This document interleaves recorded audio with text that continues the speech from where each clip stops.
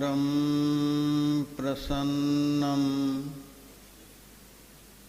ज्ञानस्वरूपं निजबोधरूपं योगीन्द्रमीड्यं भवरोगवैद्यं श्रीमद्गुरुं नित्यमहं नमामि। यस्याङ्घ्रिपङ्कजपरागपरप्रभावात् भूत्वा कृतिमतां श्रुतिमाचरामि तं सद्गुरुं सततसर्वसुखं सदग्र्यं वन्दे सदा विमलबोधघनं विचित्रम्। वन्दो गुरुपदकञ्जकृपासिन्धुनररूप नारायणप्रियमनङ्गमदापहारं वाराणसीपुरपतिं भज विश्वनाथम्।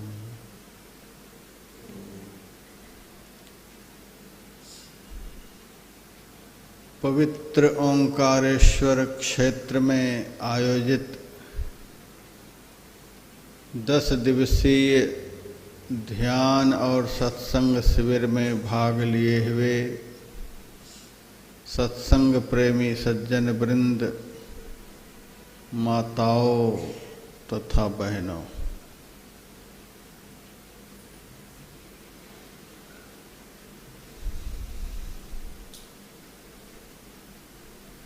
बहुत बड़ी संख्या में हम लोग यहाँ अपने जीवन और जन्म को सफल बनाने के लिए आए हैं और जिस कर्म के करने से जीवन और जन्म सफल होते हैं उन कर्मों को बड़ी संलग्नता के साथ कर भी रहे हैं।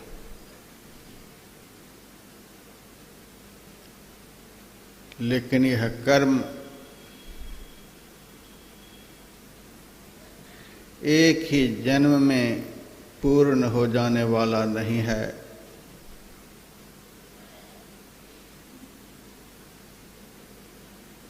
जन्मों लग जाता है, तब कहीं जीवन और जन्म पूर्ण रूपेण सफल हो जाता है। जन्मों लग जाता है लेकिन सफर इतना सुहाना है कि चलने वाले को कष्ट नहीं होता है। इस कर्म का एक बार आरंभ हो जाए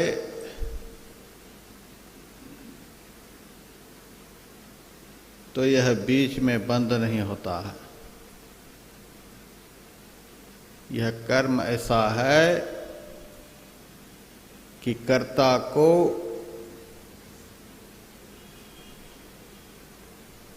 शाश्वत सुख दिला करके ही छोड़ता है। भगवान कृष्ण का वचन है, नेहाभिक्रमनाशोस्ति प्रत्यवायो न विद्यते स्वल्पमप्यस्य धर्मस्य त्रायते महतो भयात्। भगवत प्रेम रूपी कर्म का जब आरंभ हो जाता है तो इस आरंभ का नाश नहीं होता, अर्थात योग के आरंभ का नाश नहीं होता है, भजन के आरंभ का नाश नहीं होता है, अंतर साधन के आरंभ का नाश नहीं होता है। नेहाभिक्रम नाशोस्ति, भगवत प्रेम का जो तरंग भक्त के मन में उठता है वह तरंग बीच में समाप्त नहीं होता है, किनारे लगाकर ही समाप्त होता है, किनारे पर ही समाप्त होता है। आप एक सरोवर में एक कंकर को फेंकें, कंकर फेंकते ही सरोवर के जल में हल्का सा तरंग उठेगा। कंकर बहुत छोटा होता है, इसीलिए छोटा कंकर फेंकने पर बहुत हल्का तरंग उठता है। लेकिन आप ध्यान देंगे तरंग तो हल्का है, धीरे धीरे आगे बढ़ रहा है, लेकिन जब तक वह किनारे पर नहीं पहुंच जाता तब तक शांत नहीं होता है। तरंग बीच में शांत नहीं होता, किनारे पर ही शांत होता है। बड़ा पत्थर का टुकड़ा फेंकेंगे, तेज तरंग उठेगा और वह जल्दी से किनारे पर पहुंच जाएगा। 25-50 किलो का एक पत्थर फेंक देंगे तो और अधिक तेज तरंग उठेगा और बहुत जल्दी किनारे पर पहुंच जाएगा। यही है भक्ति का तरंग, यही है इस पावन महत्वपूर्ण कर्म का तरंग। एक बार भी जो यहाँ बैठकर गुरु के बताए हुआ जप भी आपको, जिनका वह जप है, जिनका वह नाम है, एक न एक दिन उनके पास पहुंचा करके ही छोड़ेगा। वह निरर्थक नहीं होता है, यह सार्थक श्रम है। थोड़ा करेंगे तो ज़्यादा समय में पूर्ण होंगे, ज़्यादा करेंगे जल्दी परिपूर्णता को प्राप्त कर लेंगे, लेकिन पूर्ण अवश्य होंगे, क्योंकि यह सार्थक श्रम है, सार्थक प्रयत्न है, सार्थक कर्म है। इस कर्म के आरंभ का नाश नहीं होता है, किनारे लगा करके ही छोड़ेगा। भगवान कहते हैं इस कर्म के आरंभ का नाश नहीं होता है।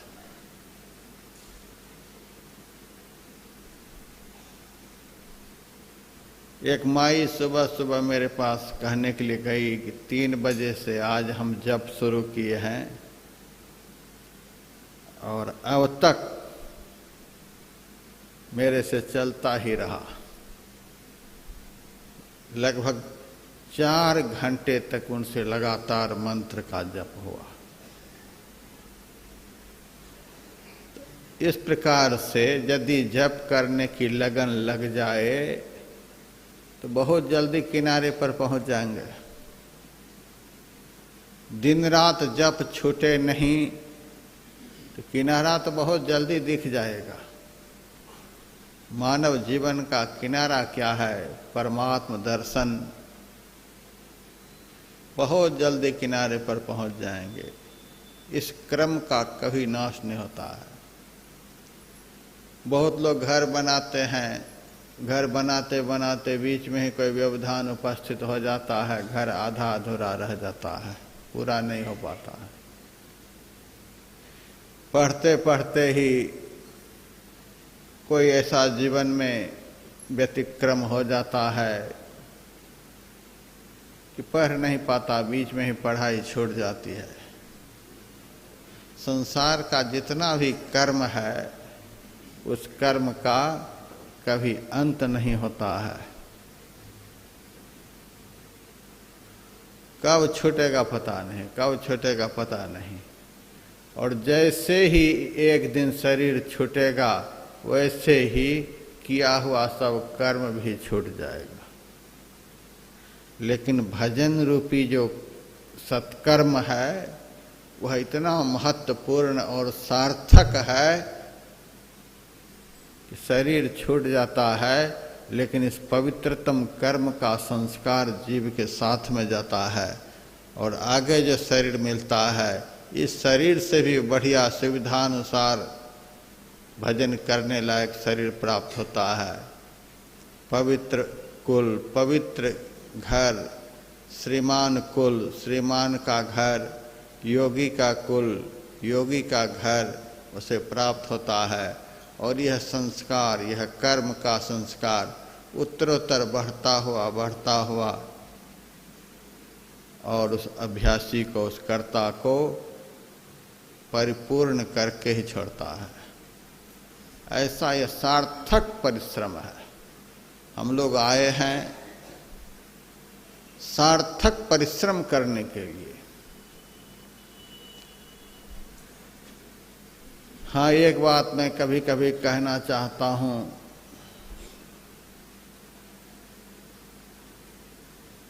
दो तरह से लोग सफर करते हैं।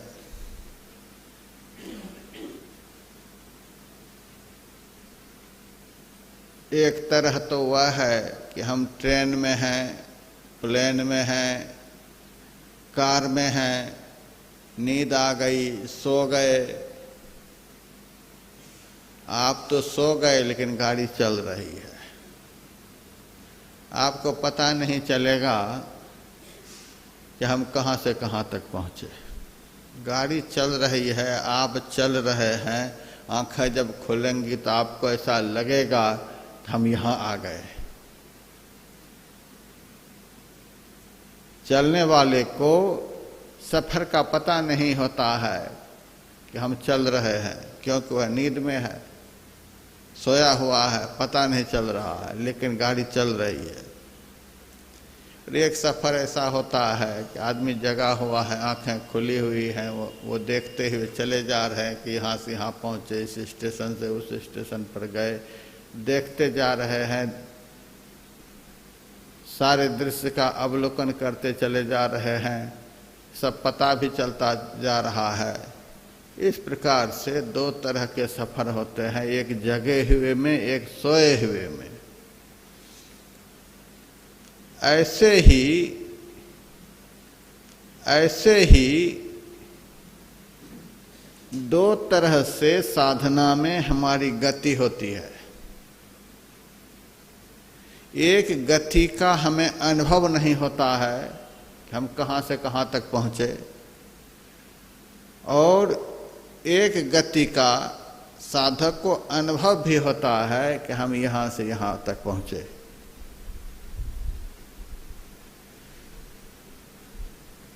इसको समझने के लिए धर्म ग्रंथों में, संत साहित्यों में लिखा हुआ है, और कई एक बार मैंने आपको यहाँ भी सुना दिया।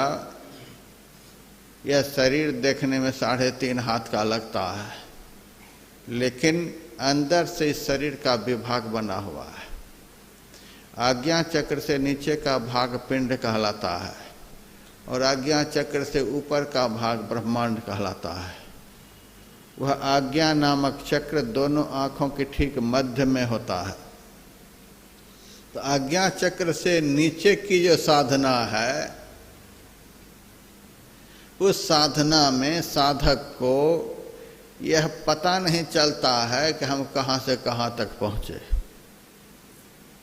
आज्ञा चक्र से नीचे की साधना को ही इष्ट मंत्र का जप कहते हैं, और इष्ट के रूप का ध्यान कहते हैं। बहुत साधक मंत्र का जप कर रहे हैं। आपको मैंने सुनाया कि 4 घंटे जप करके मेरे पास आई। एक माई कल भी कह रही थी, आपने जो कहा था कि आरती के बाद जप शुरू करो और दूसरे सत्र में जप करते हुए मेरे पास पहुंचो तो इनाम मिलेगा, तो महाराज हमने वैसा कर लिया है। इस प्रकार से बहुत अभ्यासी यहाँ पर हैं, कुछ तो कर ही रहे हैं, किसी से जप हो रहा है, किसी से इष्ट के रूप का चिंतन हो रहा, कुछ न कुछ हो ही रहा है। तो ये मंत्र का जप जो है, इष्ट के रूप का ध्यान जो है, वह आज्ञा चक्र से नीचे की साधना है, 10वां द्वार से नीचे की है साधना है। इस साधना में हम कहाँ तक बढ़े साधक को पता नहीं चलता है। इसीलिए मेरे पास कहने के लिए आता है, महाराज ध्यान पर तो बैठे थे लेकिन कुछ दिखलाई नहीं दिया।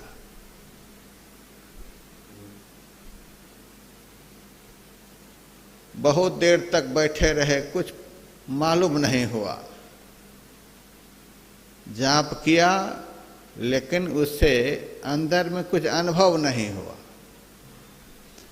इष्ट के रूप को देखने का प्रयास तो किया लेकिन उनको अंदर में कुछ अनुभव नहीं हुआ।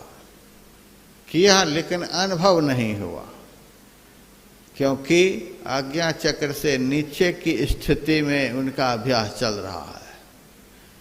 तो वह अभ्यास इस प्रकार से है कि जैसे हम सोए हुए हैं और गाड़ी चल रही है। दूसरा ऐसा भी होता है कि रात में जब ट्रेन चलती है तो सब तरफ अंधेरा होता है, स्टेशन दिखता नहीं है। मेरे पास भी कभी कभी फोन आ जाता है, महाराज अभी आप कहाँ हैं? तो कह देता हूँ ट्रेन में हूँ।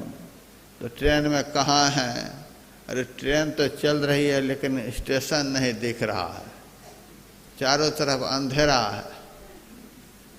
अंधेरे में हम कहाँ हैं पता नहीं, लेकिन इतना अनुभव हो रहा है कि ट्रेन चल रही है, लेकिन है कहाँ कुछ पता नहीं। तो 10वां द्वार से नीचे की साधना इसी तरह की होती है कि साधक चल तो रहा है लेकिन स्टेशन दिखता नहीं है, उसे पता नहीं चलता कि हम कहाँ से कहाँ तक पहुँचे।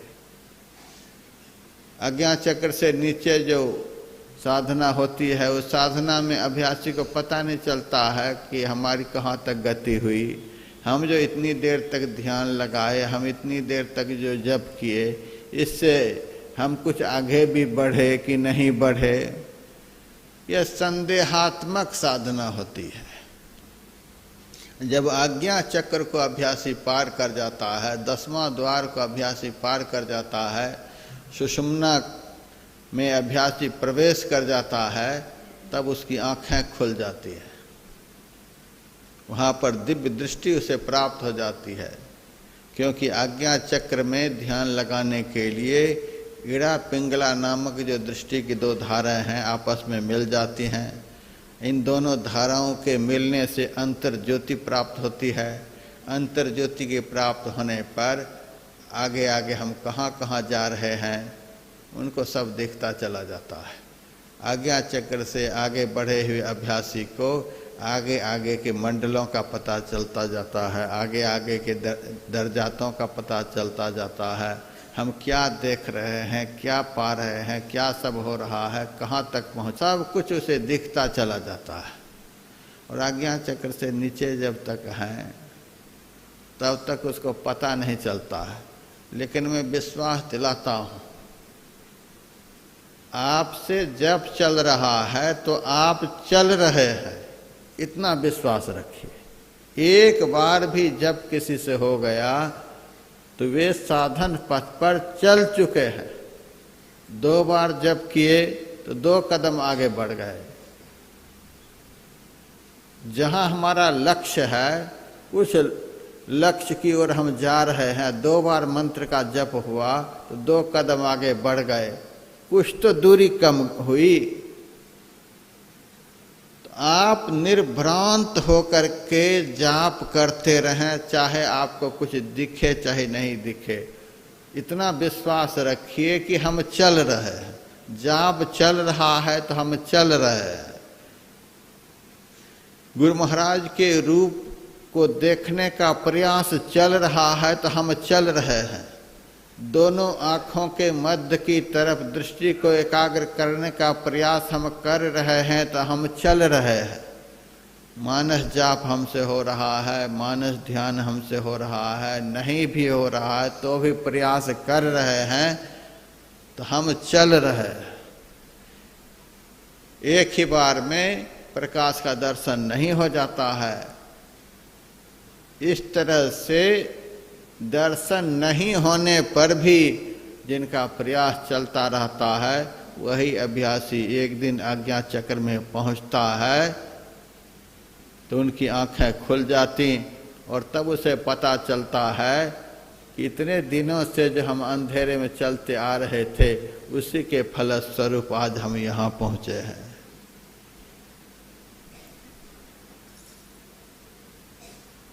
एक पत्थर है, उस पत्थर पर कोई घन मारता है।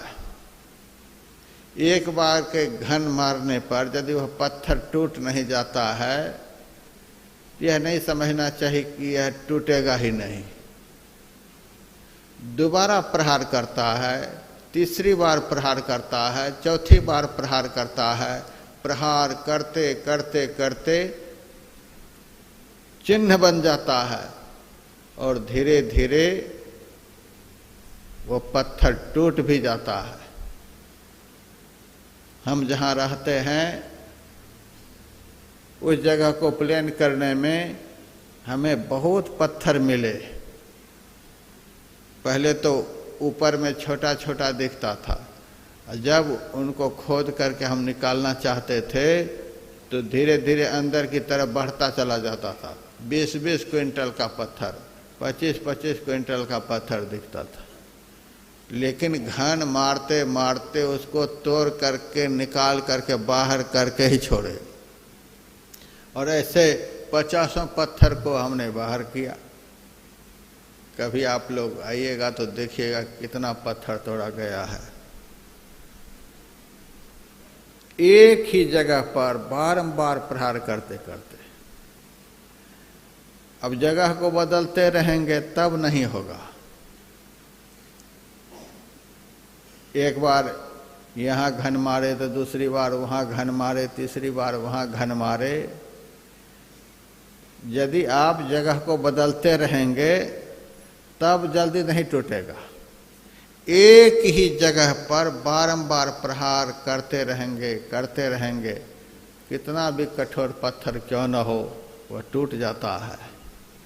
लेकिन 50 बार घन मारने पर जो पत्थर टूटा, तो ऐसा नहीं सोचना चाहिए कि 50वीं बार के प्रहार से टूटा है। 49 बार जो प्रहार हुआ है उससे कमजोर होता गया, कमजोर होता गया, कमजोर होता गया। 49 बार के प्रहार के कारण ही यह 50वीं बार में टूटा है। उसी तरह से आपको जब अंदर में कुछ दर्शन होगा, अंदर में कुछ प्राप्त होगा, तो ऐसा नहीं समझेंगे कि आज प्राप्त हुआ हमें, आज के अभ्यास हमें प्राप्त हुआ। हम जन्मों से जो अभ्यास करते आ रहे हैं उसके फलस्वरूप आज हमें प्राप्त हुआ है। अभी जो आप लोग सत्संग में बैठे हुए हैं, अभी के पुण्य से नहीं बैठे हुए हैं। जन्मों के पुण्य के फलस्वरूप आज आप यहाँ बैठे हुए हैं। जन्मों के पुण्य के फलस्वरूप हम लोग यहाँ ध्यान कर रहे हैं। जन्मों के जप ध्यान के करने के फलस्वरूप तब हमें अंदर में कुछ अनुभव होता है। एक ही बार के प्रयास से नहीं होता है। भगवान कहते नेहाभिक्रमणा सोस्ति प्रत्यवायो निविद्यते। योग के आरंभ का नाश नहीं होता है। स्वल्पमप्यस्य धर्मस्य त्रायते महतो भयात्। योग का स्वल्प मात्र अभ्यास भी जीव को महाभय से बचा लेता है। महाभय क्या है? हमारे गुरुदेव कहते थे, मनुष्य शरीर के अलावे किसी और शरीर में चला जाना यही सबसे बड़ा भय है, यही महाभय है।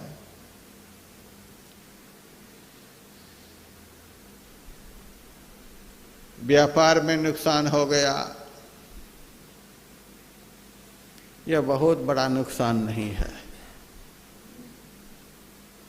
नौकरी छूट गई, यह बहुत बड़ा नुकसान नहीं है। इलेक्शन में हार गए, यह बहुत बड़ा नुकसान नहीं है। परीक्षा में फेल कर गए, यह बहुत बड़ा नुकसान नहीं है। दुनिया का कुछ भी आपके जीवन में हो गया,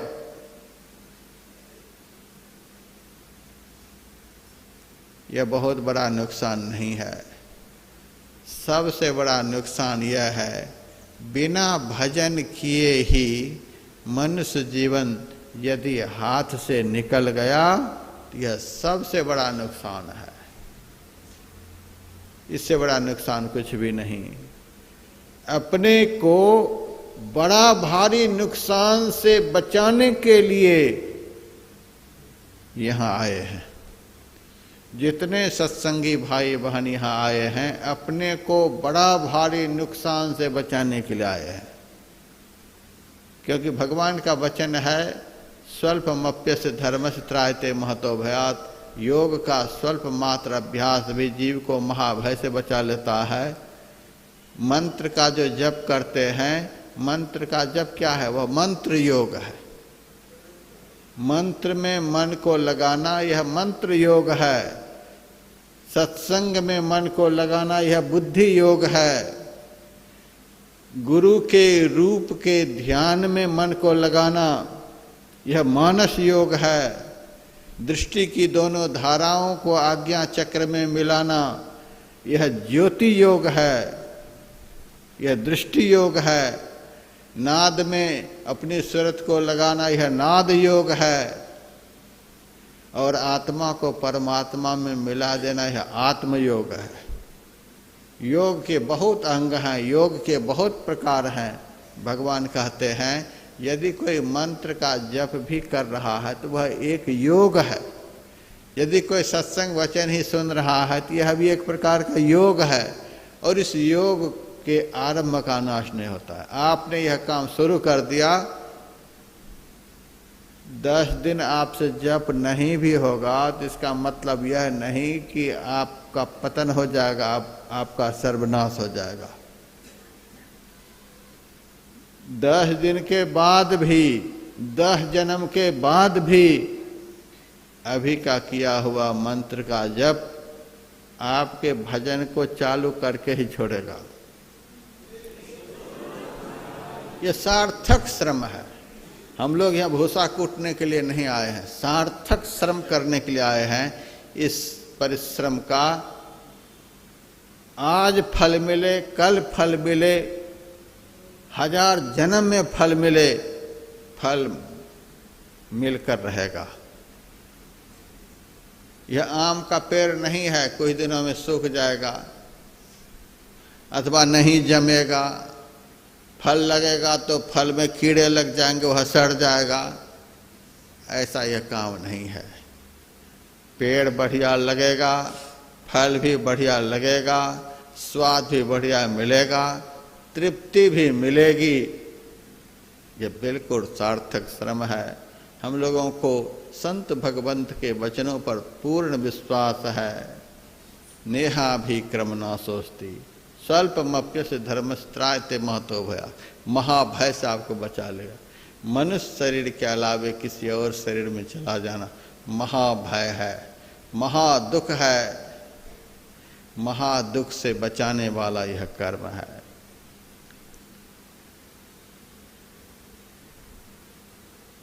लुधियाना रेलवे स्टेशन पर एक बार मैं गाड़ी की प्रतीक्षा में खड़ा था। वहाँ मैंने एक धनवान व्यक्ति को देखा कि गोद में कुत्ते को लेकर जा रहा था और ब्रेड भी खिलाते हुए जा रहा था।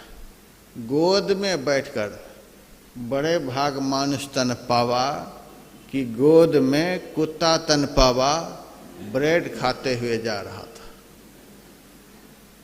बड़ा आश्चर्य लग रहा था, कैसा भाग्य है इस कुत्ते का। इतना बड़ा धनवान व्यक्ति की गोद में वह बैठा हुआ है, ब्रेड खाता हुआ चला जा रहा है। कुत्ता इतना खा खा करके तृप्त कि थोड़ा सा खाए फिर नीचे गिरा दे। खिलाने वाला इतना बड़ा धनवान को उठा करके फिर नहीं खिलाए, फिर दूसरा ब्रेड निकाल करके दे। ब्रेड कुत्ता के मुंह से गिरता चला जा रहा है, खिलाने वाला आगे बढ़ता चला जा रहा है। मैं देख रहा था कि उसके पीछे पीछे एक भिखारी जा रहा था और वह उठा उठा करके खाता चला जा रहा है। कुत्ते के मुंह से गिरा हुआ ब्रेड को वह उठा उठा करके खाता हुआ चला जा रहा था। एक ही जगह पर देखिए कर्म।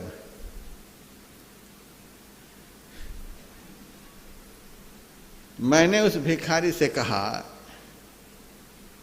कुत्ता के मुंह का जूठा तो खा रहा है, घृणा नहीं होती है? महाराज भूख ही इतनी है कि कोई घृणा नहीं, किसी तरह से पेट भरे महाराज, 3 दिन का भूखा हूं, 3 दिन। तब मैंने उस भिखारी से कहा, भिखारी कहो तो मैं तुम्हारे लिए भगवान से दुआ करूं कि तुम्हारा यह शरीर छूट जाए, भिखारी का शरीर छूट जाए और उसी धनवान की गोद का तो कुत्ता बन जा, कुत्ता भगवान तुम्हें बना दे, खूब ब्रेड खाते रहना गोद में। तब कहता है, इस कुत्ते के मुंह का ब्रेड खाना तो पसंद है, लेकिन कुत्ता का शरीर पाना पसंद नहीं है। कुत्ता का शरीर उसे नहीं चाहिए। अरे भिखारी हो, कुछ भी है महाराज, लेकिन इस शरीर को छोड़कर उस कुत्ता के शरीर में हम जाना नहीं चाहते। देखिए 3 दिन का भूखा है, कुत्ते के मुंह का ब्रेड प्लेटफार्म पर उठा उठा करके खा रहा है, तो अभी मनुष्य शरीर को गंवा करके उस धनवान घर के कुत्ता बनना वह नहीं चाहता है। किसी भी हालत में यह जीव मनुष्य शरीर में रहता है तो सब शरीरों से यह श्रेष्ठ है, सबसे यह श्रेष्ठ है। हमारे गुरुदेव कहते थे, इस शरीर से निकलकर कुत्ता के शरीर में जाना, बैल के शरीर में जाना, अन्य किसी भी शरीर में जाना, यहाँ तक कि देवता के शरीर में भी जाना, यह महाभय है। क्योंकि अन्य शरीरों में जाने के बाद भजन के संस्कार वह रहेगा नहीं, बचेगा नहीं। भजन के संस्कार को संभालने वाला दुनिया में कोई शरीर नहीं है, एकमात्र मनुष्य का ही शरीर है।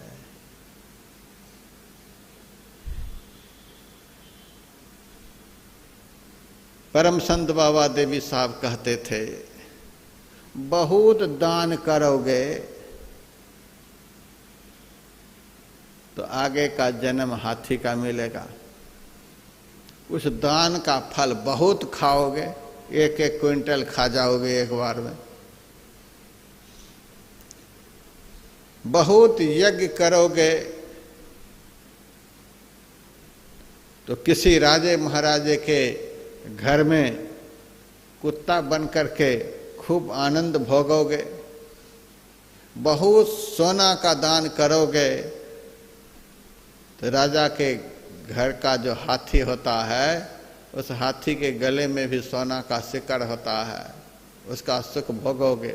अन्य प्रकार के पुण्यों का फल तो संसार में और किसी शरीरों में जाकर के भोग लोगे, लेकिन भजन का जो पुण्य होता है, भजन के पुण्य का संस्कार का फल जीव मनुष्य शरीर में भोगता है। अभी जो आप लोग सत्संग कर रहे हैं, इस पुण्य का फल आप दूसरे शरीर में नहीं भोगेंगे।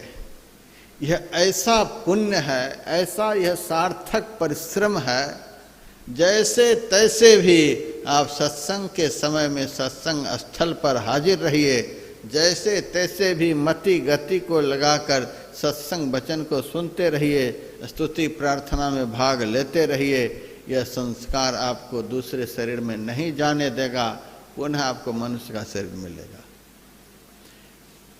जैसे तैसे भी ध्यान में कुछ दिखे चाहे नहीं दिखे, आप प्रयास करते रहिए। आपका यह प्रयास आपको दूसरे शरीर में नहीं जाने देगा, फिर मनुष्य शरीर दिलाएगा। और इस जन्म में जितना प्रयास किए हैं, यह प्रयास अगले जन्म में और अधिक बढ़ जाएगा। सूद पर लोग पैसे लगाते हैं तो पैसा बढ़ता चला जाता है। बैंक में लोग पैसे रखते हैं तो पैसा बढ़ने लग जाता है। हम जो मंत्र का जप करते हैं यह क्या है? परमात्मा के बैंक में हम इस पुण्य को जमा कर रहे हैं। मंत्र का जप करना, ध्यान करना, सत्संग करना, यह क्या है? परमात्मा के पास, परमात्मा के बैंक में इस पुण्य को जमा करना। एक साधारण कंपनी, एक साधारण स्टेट की सरकार, सेंट्रल की सरकार, उनके अधीनस्थ जो बैंक है, वह बैंक भी पैसे के कुछ न कुछ इंटरेस्ट देते हैं, थोड़ा थोड़ा देते हैं। लेकिन परमात्मा के बैंक में जो भजन रूपी धन जमा हो रहा है, यह भजन रूपी धन परमात्मा बढ़ा करके देंगे, यह बढ़ता रहेगा। अन्य बैंक तो कभी कभी दिवाला भी हो जाता है। नई नई कंपनियां निकलती हैं, इतने लाख जमा करोगे, इतने दिनों में हम डबल कर देंगे। कुछ लोगों से ले लेते हैं और वह कंपनी कहाँ चली जाती है कुछ पता ही नहीं चलता है, कंपनी डूब जाती है। कई एक कंपनी को डूबते हुए मैंने देखा भी है, पैसे डूब गए और गरीब लोग भी शोक में डूब गए, लगता है कि मरना आसन्न हो गया। लेकिन भजन रूपी धन जो परमात्मा के बैंक में जमा होता है, यह कभी डूबता नहीं, खर्चे नहीं, वाको चोर न लेवे, दिन दिन बढ़त सबायो, पायो जी मैंने नाम रतन धन पायो। यह धन बढ़ता चला जाता है, बढ़ता चला जाता है। इसीलिए सत्संग के समय में सत्संग स्थल पर सब बैठे, यह धन जमा होता रहेगा। परमात्मा के बैंक में यह पुण्य जमा होता रहेगा। इसीलिए बेफिक्र होकर के सत्संग के समय सत्संग में बैठें और ध्यान के समय ध्यान पर बैठें, आपका पुण्य बढ़ता जाएगा। अपनी अपनी सुविधा के अनुसार यहाँ भक्त लोग आए हैं, कोई 1 दिन के लिए आए, कोई 2 दिन के लिए आए, कोई 4 दिन के लिए आए। एक समय भी यहाँ से कुछ करके गए तो कुछ धन परमात्मा के बैंक में जमा हो गया। अब आगे कोई आयोजन होगा तो उस आयोजन में परमात्मा उनके ऊपर ऐसी दया करेंगे कि डबल समय लेकर के आएंगे। 1 दिन वाले 2 दिन के लिए आएंगे, 2 दिन वाले 4 दिन के लिए आएंगे, 4 दिन वाले 8 दिन के लिए आएंगे। परमात्मा के दरबार में उनके भजन रूपी धन का पुण्य बढ़ता जाएगा और आगे आगे के आयोजन में उनको यहाँ आने का समय बढ़ता चला जाएगा, घटेगा नहीं। तो जैसे तैसे भी, लेकिन ध्यान में जिनके मन में है कि मैं देख लूं, ध्यान में हमें दर्शन हो जाए, बहुत दर्शन के लिए प्यासे हैं, उनके लिए भगवान शिव के वचन पर ध्यान देना पड़ेगा। अज्ञ अकोविद अंध अभागी काई विषय मुकुर मन लागी। जो बहुत जल्दी चाहते हैं मैं ध्यान में देख लूं, दर्शन कर ही लूं, अब आगे के जन्म में कौन देखा है कि बढ़िया शरीर मिलेगा, फिर से भजन शुरू होगा। हमारे गुरुदेव कहते थे जो आवागमन को नहीं मानते हैं, जो चाहते हैं कि हमें इसी जन्म में मिल जाए, तो इसी जन्म में वह इतना प्रयास करें कि जितने प्रयास से इसी जन्म में प्राप्त हो जाएगा। इस जन्म में भी प्राप्त कर सकते हैं, आपके प्रयास पर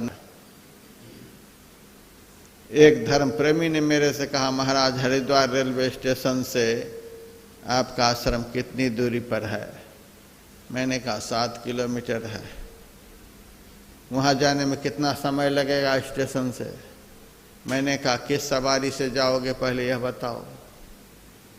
तब कहता है जाऊंगा तो पैदल। पैदल जाने में कितना समय लगेगा? मैंने कहा मेरे सामने चल करके बताओ कि किस स्पीड से चलोगे, स्पीड हमें दिखाओ। उस स्पीड के आधार पर मैं बताऊंगा समय कितना लगेगा।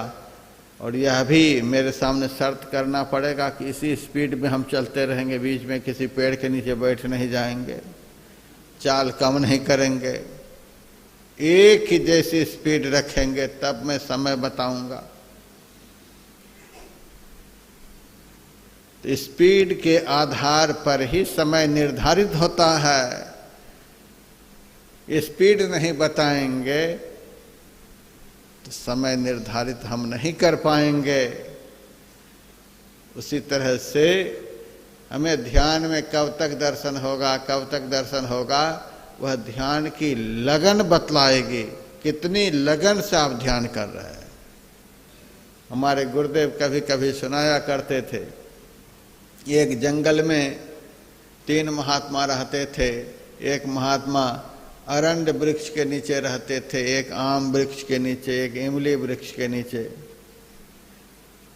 वर्षों से भजन कर रहे थे। एक दिन देवर्षि नारद जी उसी रास्ते से गुजरे तो तीनों महात्माओं ने पूछा, महाराज आप कहाँ जा रहे हैं? नारद जी ने कहा मैं भगवान के पास जा रहा हूँ, वैकुंठ जा रहा हूँ। महात्माओं ने कहा आप भगवान से मेरे विषय में पूछेंगे कि कब तक में भगवान दर्शन देंगे? कहा ठीक है। भगवान से देवर्षि नारद जी ने पूछा, भगवान 3 महात्मा जंगल में बैठे हैं, एक अरंड के नीचे, एक आम के नीचे, एक इमली के नीचे। तीनों ने पूछा है भगवान कब तक में दर्शन देंगे, आप बताएं भगवान। भगवान ने कहा तीनों महात्माओं से यही कहना कि जो जिस पेड़ के नीचे बैठा है उस पेड़ में जितने पत्ते हैं उतने 1000 वर्ष तप करने पर दर्शन होंगे। नारद जी को बड़ा अटपटा लगा, यह कौन सा जवाब हुआ? तीनों पेड़ 3 तरह के हैं, सब पेड़ में अलग अलग ढंग के पत्ते लगे हुए हैं, किसी में कम, किसी में ज़्यादा, किसी में बहुत ज़्यादा। लेकिन कुछ बोले नहीं। जब वापस हुए जंगल गए तो सबसे पहले अरंड वाले के पास गए। महात्मा ने पूछा, महाराज आप बताएं भगवान ने मेरे विषय में क्या कहा? नारद जी ने कहा इस पेड़ में जितने पत्ते हैं उतने 1000 वर्ष तप करने पर दर्शन होंगे। महात्मा तो पेड़ के पत्ते गिनने लग गए। हे भगवान, इतने 1000 वर्ष तप करने पर भगवान दर्शन देंगे? चिमटा कमंडल वहीं फेंके और घर चले गए। ऐसे भगवान का हमें भजन नहीं करना है। फिर आम वाले के पास गए, उन्होंने पूछा कि भगवान मेरे लिए क्या कहा? कहा इस पेड़ में जितने पत्ते हैं उतने 1000 वर्ष तप करने पर भगवान दर्शन देंगे। उनका तो माथा चकराने लग गया, इतने पत्ते हैं, इतने 1000 वर्ष तप करना पड़ेगा। आसनी डंडा कमंडल सब फेंक करके ऐसे निष्ठुर भगवान का भजन कौन करे? सबसे बढ़िया गृहस्थी ही है, कुछ तो आनंद वहाँ मिलता ही है, चलो अब वहीं। वे भी चले गए। अब नारद जी के मन में हुआ अरंड आम वाले की तो यह हालत हुई, अब इमली वाले के पास जाएं कि नहीं जाएं? लेकिन चले ही गए। महात्मा ने पूछा भगवान मेरे लिए भगवान ने क्या कहा? नारद जी ने कहा अरे लगे रहो, क्या पूछते हो? अरे कुछ तो कहे होंगे भगवान। कहे हैं लेकिन क्या बताऊं, लगे रहो, बस इतना ही। नहीं महाराज बताओ आप, भगवान ने क्या कहा है? देवर्षि नारद जी ने कहा ब्लड प्रेशर तो नहीं है, हार्ट की बीमारी तो नहीं है, बता दूं और कहीं हार्ट फेल हो जाए, ब्रेन हेमरेज हो जाए, पाप लगेगा हमको। महाराज भजन करने वाले स्वस्थ दिल के होते हैं। आप बताओ आराम से। देवर्षि नारद जी ने कहा, इस पेड़ में जितने पत्ते हैं उतने 1000 वर्ष तप करने पर दर्शन होंगे। वह महात्मा तो खुशी के मारे नाचने लगा। नारद जी के मन में हुआ बस हो गया काम। उनके मन में हुआ कि पागल हो गए। ऐसा मैंने सुनाया तो भी नाच रहा है, दिमाग इसका फेल हो गया। अरे पागल, पत्ते नहीं देखते हो कितने पत्ते हैं, नाच रहे हो। महात्मा ने कहा, हम पागलपन में नहीं नाच रहे हैं, हम खुशी के मारे नाच रहे हैं। ये खुशी की बात है, पत्ते नहीं देखते। कहा, पत्ते को देखने के लिए हम महात्मा नहीं बने हैं, हम भगवान को देखने के लिए महात्मा बने हैं। कहा, पता नहीं है कितने 1000 वर्ष लगेंगे। कहा, 1000 वर्ष से हमें क्या लेना देना है। जंगल में हम रह रहे हैं, टाइम से रोटी मिल रही है, टाइम से दाल मिल रही है, खाने पीने का सारा संसाधन हमें समय से उपलब्ध हो रहे हैं, कपड़े भी जैसे तैसे मिल ही रहे हैं, खाने पीने को मिल ही रहे हैं। और भगवान ने कहा है कि इतने 1000 वर्ष तप करने पर दर्शन देंगे, तो भगवान समय भी तो दिए होंगे। भगवान हमें उतनी आयु दिए होंगे, रोटी भी दे रहे हैं, समय भी दे दिए हैं। और आदमी पर तो कोई भरोसा नहीं, आदमी के वचनों पर कोई भरोसा नहीं। ये कब फिर जाएं, कब मुकर जाएं, पता नहीं। लेकिन दो के वचन कभी मिथ्या नहीं होते, दो कभी मुकरने वाले नहीं होते। एक तो संत, दूसरे भगवंत। संत भगवंत के वचन कभी निष्फल होते ही नहीं। भगवंत का वचन शास्त्र में है, संत का वचन संत साहित्य में है। संत साहित्य में संतों ने जो कुछ भी कहा है त्रिकाल सत्य है। शास्त्र में भगवंत का वचन है, वेद में भगवंत का वचन है। वेद शास्त्र में जो कुछ भी लिखा हुआ है वह त्रिकाल सत्य है, वह कभी निष्फल नहीं होगा। और आप तो भगवान से डायरेक्ट मिल कर के आ रहे हैं। भगवान ने कहा है इतने 1000 वर्ष तप करने पर दर्शन देंगे। भगवान का वचन है कि दर्शन देंगे। रोटी दे ही रहे हैं, आयु दे ही दिए हैं, दर्शन देने का वचन भी दे दिए। अब हमें करना क्या है, खुशी के मारे नाच रहे हैं। उसी वक्त भगवान उनके सामने प्रकट हो गए, तुरंत प्रकट हो गए। देवर्षि नारद जी को बड़ा अटपटा लगा कि भगवान भी अब ऐसे मेरे सामने बोले कि इतने 1000 वर्ष तप करने पर दर्शन देंगे, ये तुरंत आ गए। बड़े रंज में हुए। महाराज यही करना था तो आम अरंड वाले ने क्या बिगाड़ लिया जो घर पहुंचा दिया उनको। आप पक्षपात करते हो क्या। कहा, क्या हुआ। आप तुरंत प्रकट हो गए। भगवान ने कहा, जब इन्होंने पूछने के लिए कहा था भगवान कब तक में दर्शन देंगे, तब इनके अंतर में इतना प्रेम नहीं था। प्रेम के अभाव के कारण ही दर्शन का समय निर्धारित होता है। अब देख रहे हो कितना प्रेम है। इतना प्रेम यदि हो जाए तो समय की प्रतिबद्धता नहीं रह जाती, समय तुरंत समाप्त हो जाता है।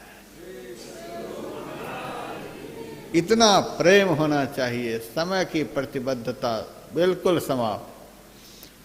हमारे परदादा गुरु हुए संत तुलसी साहब, उनकी वाणी है, यह राह मंजिल इश्क है, पर पहुंचना मुश्किल नहीं, मुश्किल कुसा है रूबरू जिसने तुझे पंजा दिया। यह राह, जिस रास्ते पर अभी हम लोग चल रहे हैं, यह भक्ति मार्ग है। योग मार्ग कहें, प्रेम मार्ग कहें, भक्ति मार्ग कहें, एक ही बात है।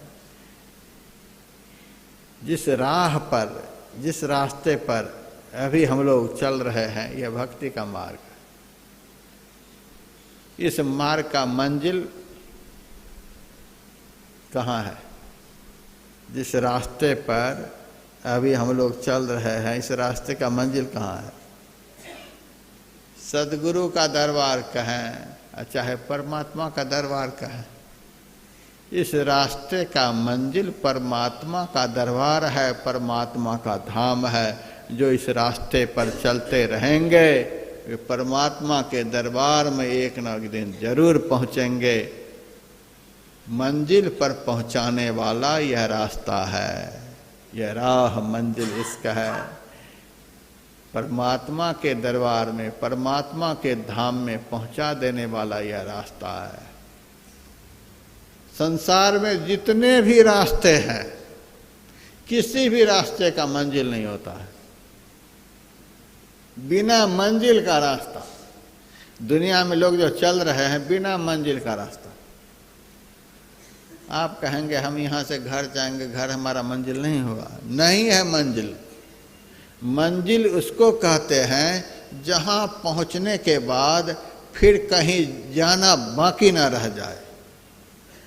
असली मंजिल उसको कहते हैं जहाँ पहुँचने के बाद आने जाने का चक्कर सदा सदा के लिए समाप्त हो जाए। फिर कहीं चलना नहीं, फिर कहीं जाना नहीं, कोई इच्छा नहीं रह जाए, कोई वासना ना रह जाए, ना कहीं आने जाने का चक्कर रह जाए। आना जाना सदा सदा के लिए समाप्त। यह है मंजिल। बाकी संसार का मंजिल बिल्कुल नकली है।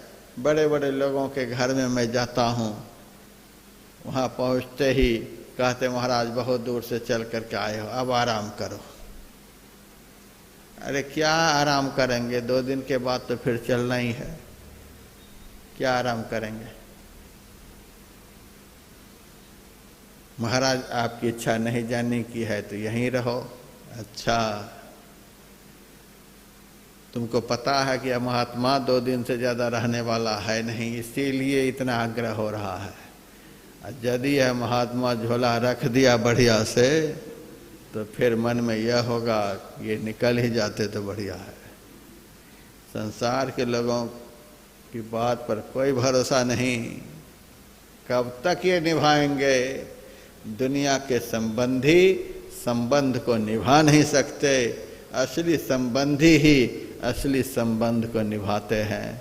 संत और भगवंत ही एक ऐसे संबंधी हैं जो शाश्वत संबंध निभाते हैं। एक बार शरण में आ जाओ फिर धक्का खाने की कोई बात ही नहीं।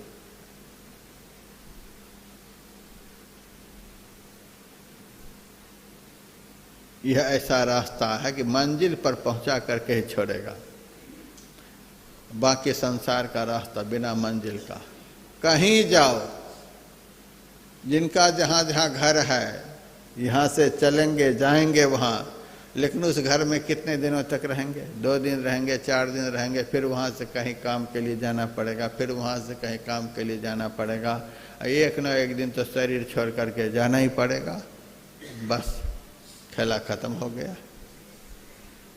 लेकिन जिस रास्ते पर आज हम आकर के बैठे हैं, जिस रास्ते पर चलने के लिए आज हम लोग यहाँ आए हैं, उस रास्ते पर यह शरीर नहीं चलता है। शरीर विनाशवान है और शरीर जिस रास्ते पर चलता है वह रास्ता विनाशवान है। वह रास्ता एक दिन खत्म हो जाएगा। और यह शरीर जिस मंजिल पर पहुंचता है वह मंजिल भी अंत हो जाने वाला है, समाप्त हो जाने वाला है। शरीर नाशवान है। नाशवान शरीर जिस रास्ते पर चलता है वह रास्ता नाशवान है। और नाशवान शरीर जहाँ पहुँचता है वह मंजिल नाशवान है। आत्मा नित्य है, शाश्वत है। आत्मा जिस रास्ते पर चलती है वह रास्ता नित्य है, शाश्वत है, सत्य है। और उस रास्ते पर चलते चलते जब मंजिल प्राप्त होता है तो मंजिल भी सत्य और शाश्वत होता है। शाश्वत को चलने के लिए जो रास्ता है वह रास्ता भी शाश्वत है, और शाश्वत का जो मंजिल है वह मंजिल भी शाश्वत है। आत्मा को चलने के लिए जो रास्ता है उस रास्ते का नाम है अंतर ज्योति और अंतर्नाद। बहुत दूर तक अंदर में ज्योति के सहारे आत्मा चलती है, बहुत दूर तक शब्द के सहारे आत्मा चलती है। इस प्रकार से अंतर ज्योति और अंतर्नाद के रास्ते पर चलते, अंतर्नाद के रास्ते पर चलते चलते एक दिन रास्ता बनाने वाले जो परमात्मा हैं उस परमात्मा को भी प्राप्त कर लेता है। परमात्मा नित्य है, शाश्वत है। नित्य के लिए जो रास्ता है वह रास्ता नित्य है, नित्य के लिए जो मंजिल है वह मंजिल भी नित्य है, शाश्वत है।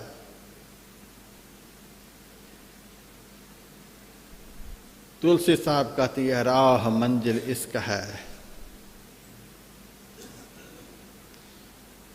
राह कहते हैं रास्ता को।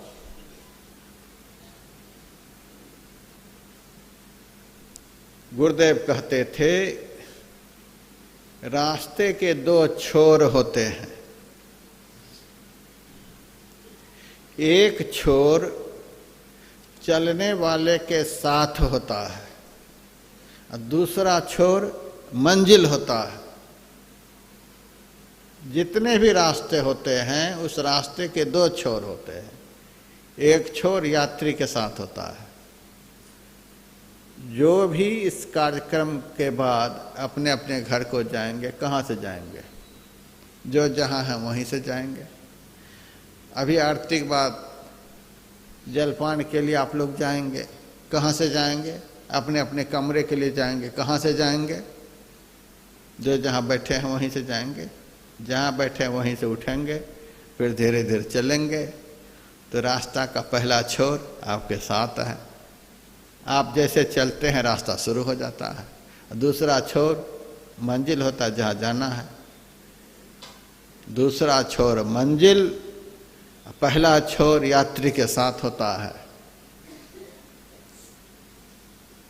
यह तो शरीर से संबंधित रास्ते की बात हुई है।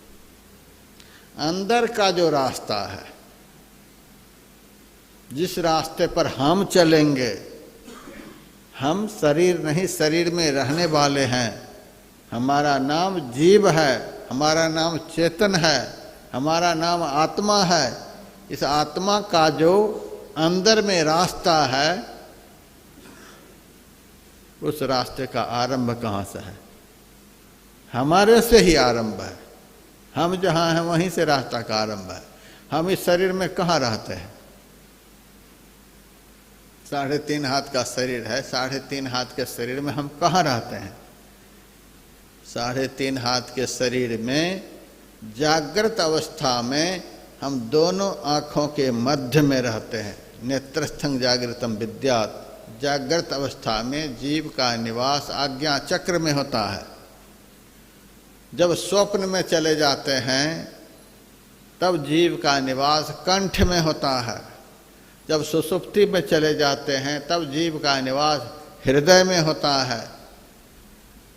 और तीनों अवस्थाओं का अतिक्रमण जब हो जाता है तब चौथी अवस्था को तुरीय अवस्था कहते हैं। तीनों अवस्थाओं को पार कर जाने के बाद चौथी अवस्था में जीव तुरीय में रहता है।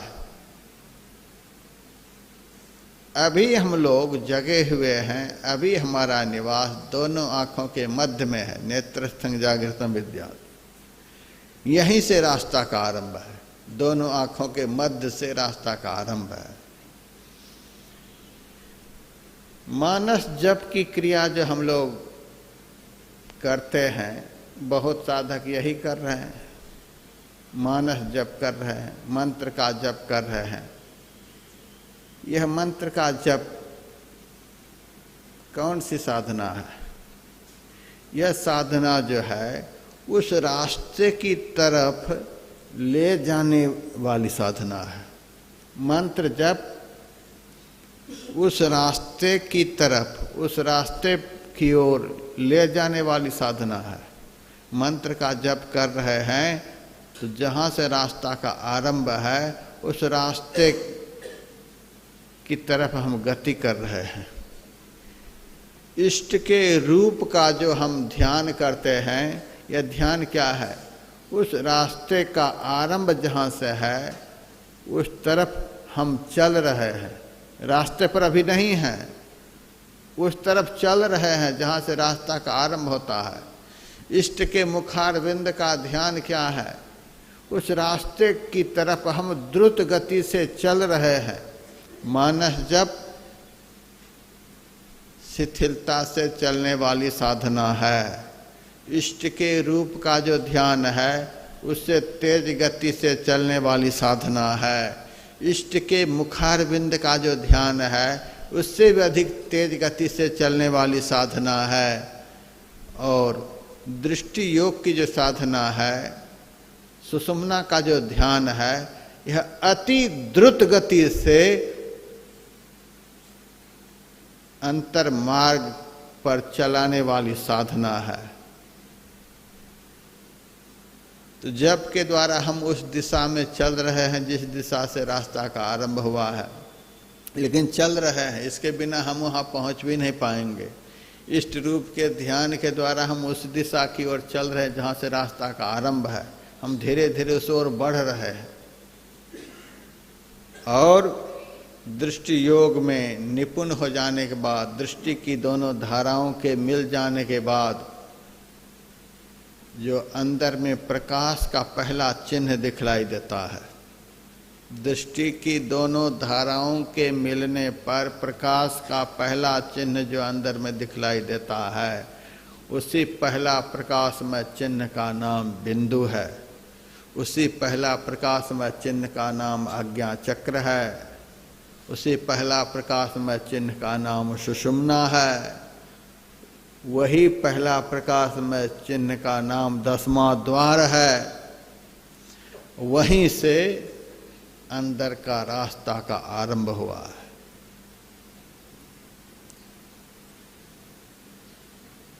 और जैसे जैसे अंदर का प्रकाश बढ़ता जाता है, अभ्यासी समझता है कि हम प्रकाश में चल रहे हैं। पहले प्रथम प्रकाश चिन्ह बहुत सूक्ष्म रूप में दिखलाई देता है, उस प्रकाश चिन्ह का दर्शन होता है। और उस प्रकाश में चिन्ह से यदि अपनी दृष्टि को इधर उधर नहीं होने देता तो धीरे धीरे वो प्रकाश चिन्ह बढ़ने लग जाता है। एक तारा के रूप में, अनेक तारा के रूप में, 5 तत्व के 5 रंग के प्रकाश के रूप में, फिर जलता हुआ दीपक के प्रकाश के रूप में, द्वितीय चंद्र के प्रकाश के रूप में, पूर्ण चंद्र के प्रकाश के रूप में, प्रातः काल के सूरज के प्रकाश के रूप में, जैसे जैसे प्रकाश की ओर वह अग्रसर होता जाता है, जैसे जैसे प्रकाश की ओर बढ़ता जाता है, वैसे वैसे अंदर के रास्ते पर उनकी गति होती चली जाती है। ये सब जो प्रकाश के अनेकों रूप हैं, ये सब एक तरह से अंदर के रास्ते के अनेकों स्टेशन हैं। एक स्टेशन से दूसरे स्टेशन, दूसरे स्टेशन से तीसरे स्टेशन होकर के ट्रेन चलती है। उसी तरह से एक प्रकाश का दर्शन हुआ, फिर उससे भी बढ़िया प्रकाश का दर्शन हुआ, फिर उससे भी बढ़िया प्रकाश का दर्शन हुआ। हम अंदर की ओर चलते जा रहे हैं, अंदर की ओर चलते जा रहे हैं। बहुत दूर तक प्रकाश के रास्ते पर चलना होता है, यानी त्रिकुटी तक। आज्ञा चक्र, उसके बाद सहस्रार चक्र, उसके बाद त्रिकुटी चक्र, 3 चक्र में प्रकाश में चलना होता है। उससे आगे शून्य चक्र है, उससे आगे महाशून्य चक्र है, भंवर गुफा है, सतलोक है, सचखंड है। इन चक्रों की ओर शब्द के सहारे चलना होता है। त्रिकुटी के बाद प्रकाश गौण हो जाता है, शब्द प्रबल हो जाता है। एक सुंदर सुहावना ध्वनि सुनाई पड़ती है, उस ध्वनि को सुनते हुए साधक की सूरत आगे बढ़ती है। फिर आगे के केंद्र पर उससे भी बढ़िया ध्वनि सुनाई पड़ती है, उससे आगे के केंद्र पर उससे भी बढ़िया ध्वनि सुनाई पड़ती है। इस आधार पर उस अभ्यासी को अनुभव होते जाता है कि हम शब्द के रास्ते पर चल रहे हैं। एक से एक आकर्षक नाद, एक से एक आकर्षक ध्वनि से सुनाई देती रहती है और वह अग्रसर होता चला जाता है। और धीरे धीरे जहाँ से वह ध्वनि प्रस्फुटित हुई है, वही प्रस्फुटित होने वाला जो स्थान है, वही परमात्म पद है, वही हमारा मंजिल है, वहीं हमें पहुँचना है। उस मंजिल पर पहुँचने के बाद बहुरी नहीं आवनो यही देश, लौट करके इस दुखमय संसार में आना नहीं पड़ता है, वही हमारा मंजिल है। तो आत्मा का मंजिल परमात्मा है और रास्ता अंतर ज्योति और अंतर्नाद है, और बाहर में कोई रास्ता नहीं। जो दर्शन पर्शन के लिए जा रहे हैं, ये ऐसे ही बेमतलब की बात है। ये शरीर के द्वारा शरीर रूपधारी भगवान का दर्शन करके आते हैं। जैसे शरीर नाशवान है, इसीलिए शरीरधारी रूप के दर्शन से जो आनंद प्राप्त होता है, वो आनंद भी नाशवान है। बहुत लोग जा रहे हैं, दर्शन करके आ रहे हैं। महाराज जाओ दर्शन करने के लिए, चले जाओ। मंदिर में गए, दर्शन किए, जैसे मंदिर से बाहर निकले, दर्शन का आनंद समाप्त। धक्का धुक्की ही मंदिर के अंदर में इतनी होती है कि दर्शन का आनंद तो पहले वहीं खत्म हो जाता है। और स्पेशल टिकट लेने के बावजूद भी यदि जल्दी से दर्शन नहीं होता है, तो बोरपन इतना होता है कि दर्शन का आनंद ही रफ्फू चक्कर हो जाता है। और फिर आते आते यदि रास्ते में गाड़ी एक्सीडेंट हो गई, चक्का पंचर हो गया, ये सब हो गया, देर हो गई, जाम में फंस गए, तो दर्शन का आनंद खत्म। दर्शन करके आते हैं, दर्शन करने के बाद तो ताजगी होनी चाहिए कि सुस्ती होनी चाहिए। बाहर में दर्शन करके आते हैं तो एकदम सुस्त हो जाते हैं। बहुत दूर से चल करके आए महाराज, बहुत भीड़ थी, बहुत परेशान होकर के आए हैं महाराज। ये दर्शन करके आए, एकदम सुस्त हो गए, पस्त हो गए। यही भगवान का दर्शन है।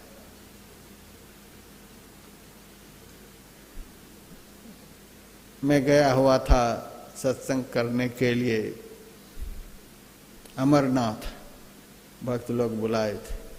वहाँ अमरनाथ भगवान के दर्शन के लिए सब लोग जाते थे। एकदम खड़ी चढ़ाई 11 किलोमीटर, बहुत लोग जाते थे दर्शन के लिए। कोई घोड़ा पर चढ़कर जा रहे हैं, कोई पालकी पर जा रहे हैं, कोई किसी की पीठ पर पिट्ठू बन करके जा रहे हैं, कोई पैदल जा रहे हैं। सब बड़े खुश हो करके जा रहे हैं। और जब उधर से दर्शन करके लौटते तो कथा भी नहीं सुन पाते, सत्संग भी नहीं सुन पाते। जो जहीं तहीं पड़ गए, सो गए। अरे सत्संग तो सुन लो। अरे महाराज थक गए, परेशान हो गए हैं, अब सुना नहीं जाता, बैठा नहीं जाता, अब सो गए। ये भगवान का दर्शन करके आए, अब भगवान की कथा सुनने के लायक भी होश नहीं रह गया। पस्त हो गए, थक गए, परेशान हो गए। ऐसा ही दर्शन होता है। इसी को दर्शन कहते हैं कि बिल्कुल परेशान हो गए, थक गए। मेरे से बहुत पैरवी लगाए, महाराज आप भी चलो दर्शन कर लो। मैंने कहा हम हरिद्वार से चलकर यहाँ तक आ गए, अब 11 किलोमीटर बचा है जहाँ तुम लोग जाते हो दर्शन के लिए। हम लगभग 600-700 किलोमीटर हरिद्वार से चलकर यहाँ आए हैं, अब 11 किलोमीटर बचा है। अब 11 किलोमीटर भगवान नहीं आएंगे मेरे पास। हम भगवान के लिए इतनी दूर चल कर आए और भगवान हमारे लिए 11 किलोमीटर भी नहीं उतरेंगे। ऐसे भगवान के दर्शन करके हम क्या करेंगे? मैंने तो सूफी मत दर्शन साधना में पढ़ा था,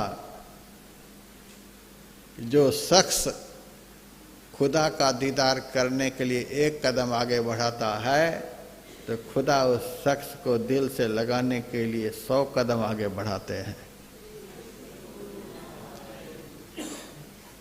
और हम इतनी दूर चलकर आए, भगवान नहीं आ रहे हैं, और हम यहाँ किस लिए आए हैं?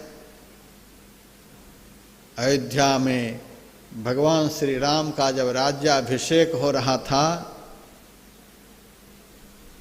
तो उस राज्याभिषेक को देखने के लिए, जैसे आजकल जब मुख्यमंत्री का शपथ समारोह होता है, प्रधानमंत्री का शपथ समारोह होता है, तो सब राज्य के मुख्यमंत्री जमा होते हैं, सब जगह के लोग जमा होते हैं।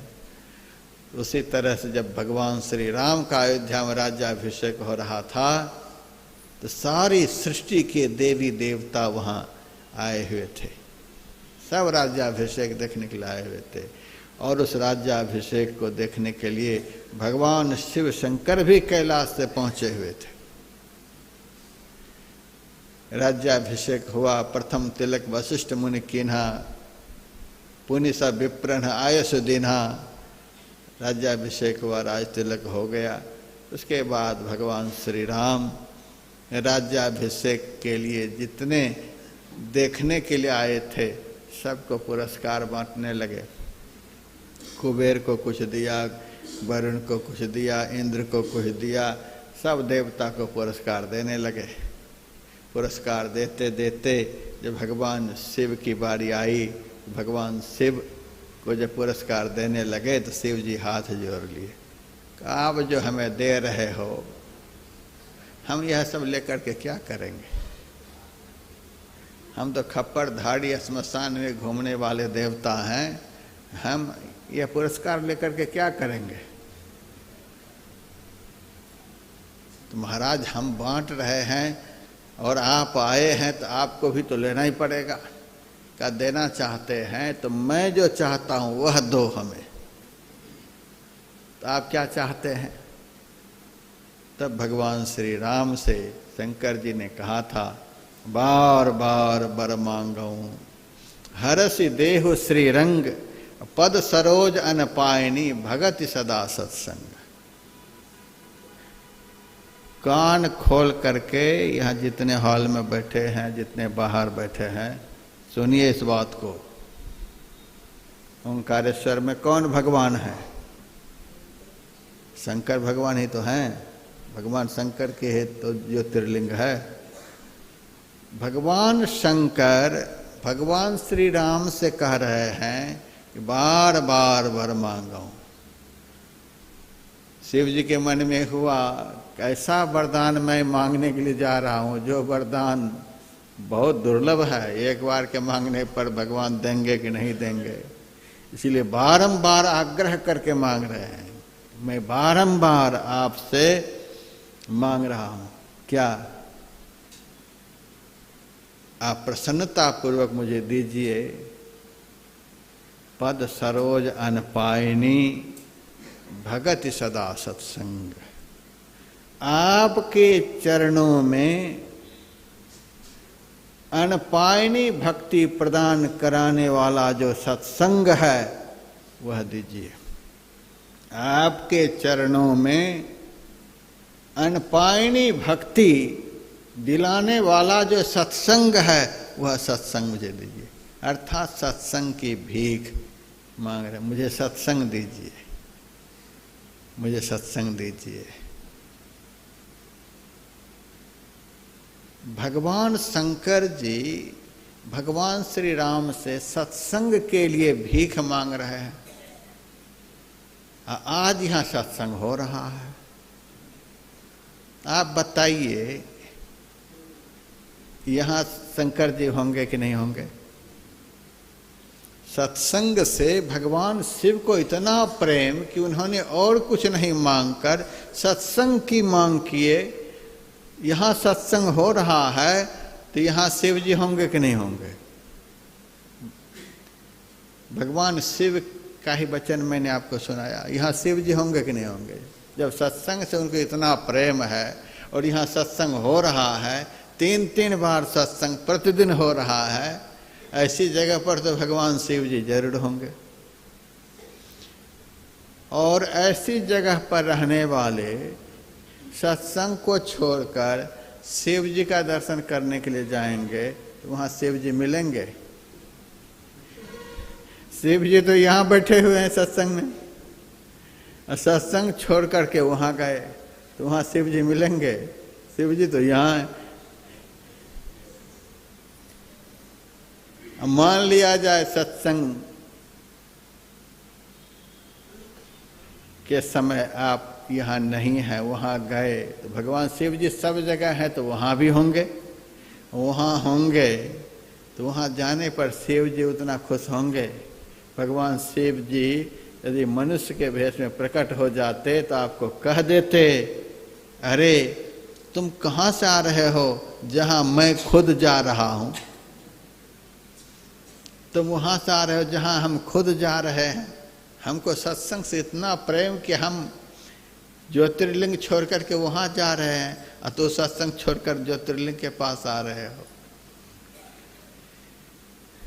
तो बार बार वर मांगो हर्ष देव श्री रंग, पद सरोज अनपायनी भगति सदा सत्संग।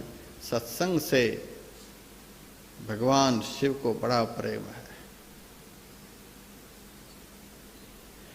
और शिव पुराण में भगवान शिव का बड़ा बेटा कार्तिकेय जी महाराज, उनका वचन है, यो गुरु स शिवः प्रोक्तो यह शिवः स गुरुस्मृतः इति निश्चित्य मनसा स्वविचारं निवेदयेत्। जो गुरु हैं वही शिव हैं, जो शिव हैं वही गुरु हैं। भगवान का बेटा वामदेव मुनि को कह रहे हैं, जो गुरु हैं वही भगवान शिव हैं, जो भगवान शिव हैं वही गुरु हैं। ऐसा मन में निश्चय करके अपने विचार को निवेदित करना चाहिए। तो शिव पुराण में ऐसा लिखा हुआ है, गुरु पूजा ही पूजा स्यात् शिवस्य परमात्मनः, गुरु सेवा ही यत्सर्वामात्म शुद्धि करी भवेत। इसका अर्थ हुआ गुरु की पूजा ही यथार्थ में साक्षात भगवान शिव की पूजा है। शिव पुराण में लिखा हुआ है, गुरु की पूजा ही यथार्थ में भगवान शिव की पूजा है। गुरु की सेवा में समर्पित किया हुआ जितना पदार्थ होता है उसको ग्रहण करने से आत्मा की शुद्धि होती है। यहाँ जो कुछ भी भंडार में बनता है पहले गुरु को भोग लगाया जाता है। उस पदार्थ को, उस भोग को आप लोग ग्रहण करते हैं, वह भोग क्या है? आत्म शुद्धि करी भवेत, आत्मा को शुद्ध कर देने वाला है। ऐसी महिमा गुरु की है। फिर भी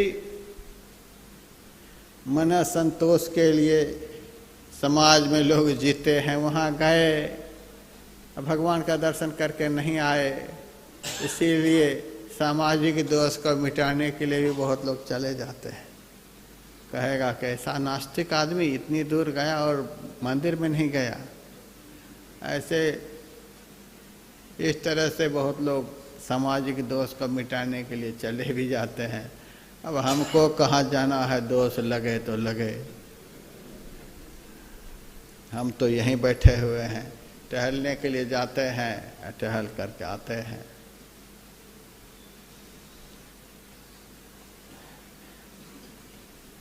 हमारे परदादा गुरु का वचन यह है, राह मंजिल इसका है पर पहुंचना मुश्किल नहीं, मुश्किल कुसा है रोबरू जिसने तुझे पंजा दिया। जिस रास्ते पर हम लोग यहाँ बैठे हैं, यह रास्ता असली मंजिल पर पहुंचाने वाला है। और मंजिल पर जा कर के तो आप लौट करके आ जाते हैं। बहुत लोग चंदन तिलक लगा लगा कर मेरे पास आते हैं, हम पूछते हैं कहाँ गए थे? भगवान का दर्शन करने के लिए गए थे। दर्शन करके आ गए? हाँ आ गए। तो यहाँ काहे के लिए आ गए? भगवान का दर्शन करके मेरे पास काहे के लिए आए? भगवान का दर्शन करने वाला तो भगवान ही बन जाता है। ब्रह्म स ब्रह्मविद स्वयं, ब्रह्म को जान लेने वाला वह ब्रह्म ज्ञानी नहीं स्वयं ब्रह्म हो जाता है। भगवान का दर्शन करने वाला तो भगवान ही हो जाता है। तो तू यजमान के पास कैसे आ गया? मेरे पास कैसे आ गए? अरे महाराज अब क्या कहते हो, आ गए। जिस दर्शन के बाद बारंबार दर्शन का प्रसंग बना ही रहता है, लोग कहते हैं 20 बार गए थे ओंकारेश्वर। 20 बार काहे के लिए गए? असली दर्शन तो एक ही बार में परिपूर्ण हो जाता है, 20 बार करने की जरूरत नहीं होती है। मिली परमात्मा सो आत्मा पराभक्ति सुंदर कहे, एक बार का दर्शन ब्रह्म स ब्रह्मविद स्वयं, वह शाश्वत होता है। दर्शन करने वाला वही हो जाता है। और काहे के लिए वो कहीं जाएगा? महर्षि रमन अपनी गुफा में बैठे हुए हैं, शिवरात्रि का त्योहार है। भक्तों ने महर्षि रमन से कहा, दुनिया के लोग शिव जी का दर्शन करने के लिए आज आए हैं और आप यहाँ गुफा में बैठे हुए हैं, आप क्यों नहीं दर्शन के लिए जाते? भगवान रमन ने कहा, मैं किसका दर्शन करने के लिए जाऊं बताओ? का शिव जी का दर्शन करने के लिए। महर्षि रमन ने कहा, शिव जी हमसे कितनी दूरी पर बैठे हैं जो मैं उनका दर्शन करने के लिए जाऊंगा? दूरी बताओ। क्या दूरी बताएंगे? हमसे शिव जी की दूरी कितनी है आप बताओ। कोई नहीं बता पाएंगे। जीव और शिव के बीच में दूरी कितनी है, दुनिया का कोई शास्त्र नहीं बता सकता, दुनिया का कोई व्यक्ति नहीं बता सकता जीव और शिव के बीच की दूरी को। दूरी है ही नहीं, फिर किनका दर्शन करने के लिए जाऊं? अरे महाराज चलो, दुनिया के लोग क्या कहेंगे? भक्त बनने के लिए आए हैं, भगवान को नहीं मानते हैं। तो दुनियावी लोगों को खुश करने के लिए भक्त को मंदिर में जाना ही पड़ता है। दर्शन पर्शन जैसा भी होता है वो करके आखिर सुनाना पड़ता है, ताकि समाज में नास्तिकता का प्रचार न हो। ये लोग नहीं मानते हैं। तो भक्त की बात मान करके महर्षि रमन जी मंदिर में गए, चुपचाप खड़े, सब प्रणाम कर रहे हैं, चुपचाप खड़े। महाराज आप प्रणाम क्यों नहीं करते? तब महर्षि रमन ने कहा, बड़ी मुश्किल से तो 2 से 1 बन पाए हैं, फिर 1 से 2 करना चाहते हो? दर्शन करने वाला तो दर्शन करते करते उसी में लीन हो जाता है। हम प्रभु प्रभु हम एक ही होई, द्वंद्व अरु द्वैत रहे नहीं कोई।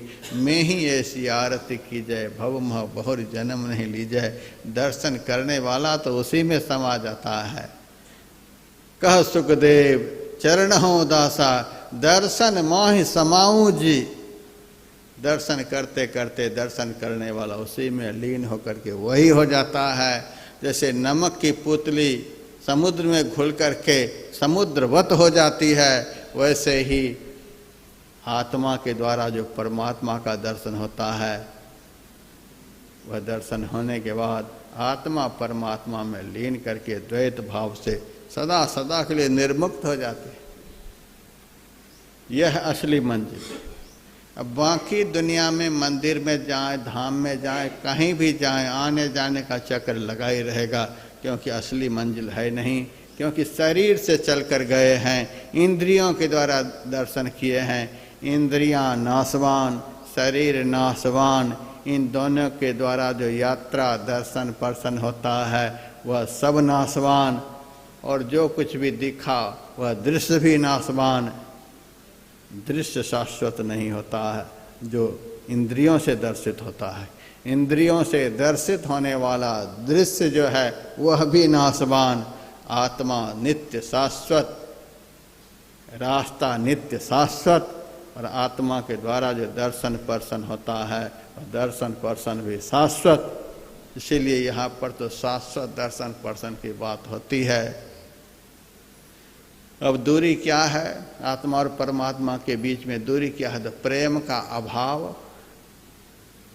प्रेम का अभाव ही दूरी है, बाकी कोई दूरी नहीं। एक ही घर में पति पत्नी रहते हैं, आपस में तालमेल नहीं है तो समाज के लोग कहते हैं आजकल पति पत्नी में बड़ी दूरी हो गई है, एक ही कमरे में हैं, बड़ी दूरी हो गई है, बातचीत नहीं होती है। प्रेम के अभाव के कारण लोग कहते हैं आज पति पत्नी में दूरी हो गई, बाप बेटे में भी दूरी हो गई है। एक ही घर में रहते हैं, बाप बेटे में दूरी हो गई। प्रेम के अभाव के कारण ही दूरी बन जाती है। प्रचंड प्रेम यदि उनसे मिलने के लिए मन में उत्पन्न हो जाए तो दूरी कब खत्म हो जाती है कुछ पता भी नहीं चलता है। यह राह मंजिल इसका है।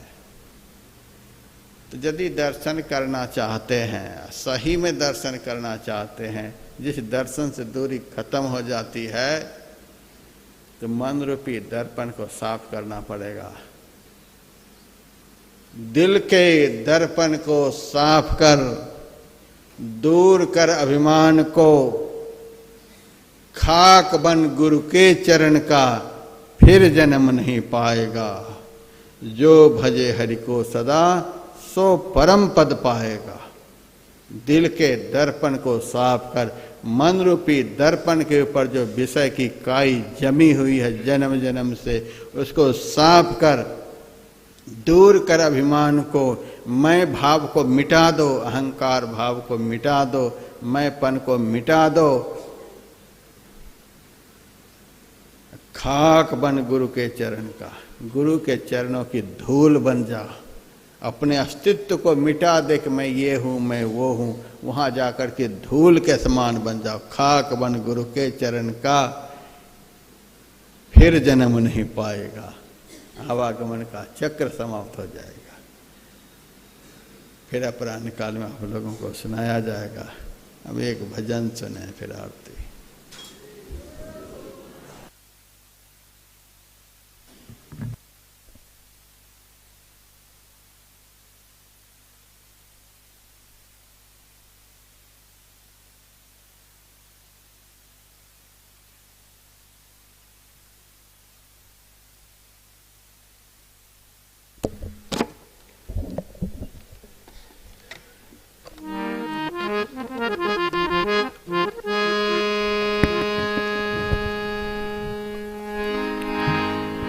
बोलिए प्रेम से श्री सद्गुरु महाराज की जय।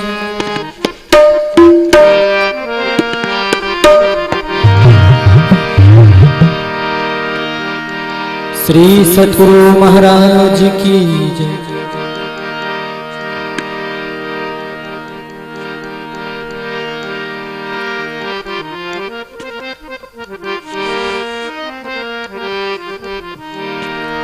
गाफिल तू जाग देख तेरा क्या स्वरूप है, किस वास्ते पड़ा जन्म मरण के कूप है। गाफिल तू जाग देख तेरा क्या स्वरूप है, गाफिल तू जाग देख क्या स्वरूप है, किस वास्ते पड़ा जन्म मरण के कूप है। गाफिल तू जाग देख क्या स्वरूप है।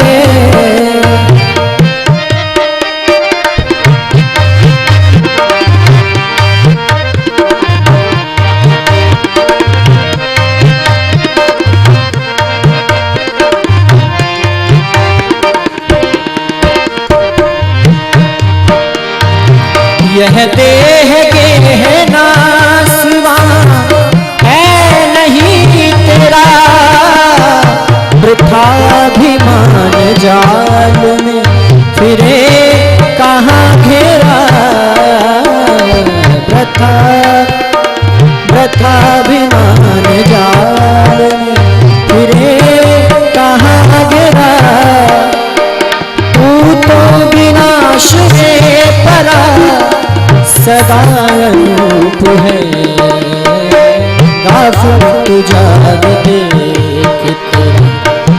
क्या स्वरूप है, किस वास्ते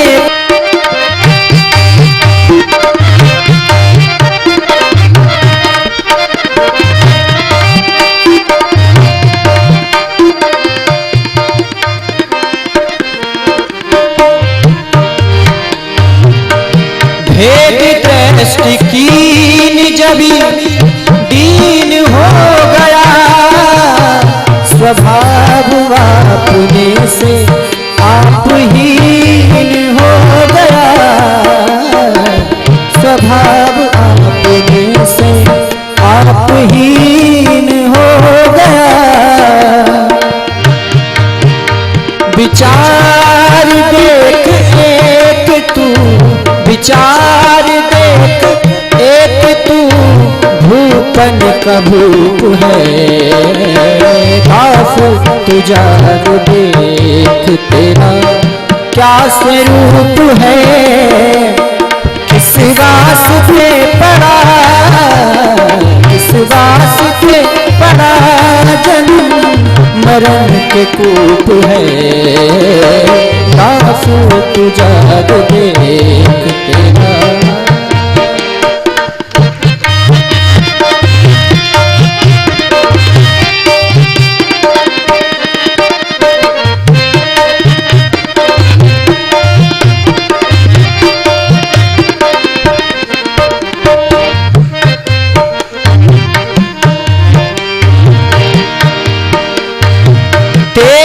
प्रकाश से शरीर चित्त चेतना,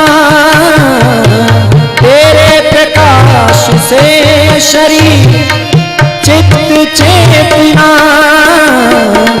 तू देह दृश को सदा है देखता, तू देह दृश्य को सदा है देखता, दृष्टा नहीं होता कभी, दृष्टा नहीं होता कभी, दृश्य रूप है, गाफिल तू जाग देख तेरा क्या स्वरूप है, किस वास्ते पड़ा, किस वास्ते पड़ा जन्म मरण के कूप है, जाग दे इस बात को विचार सदा दिल में लाइए,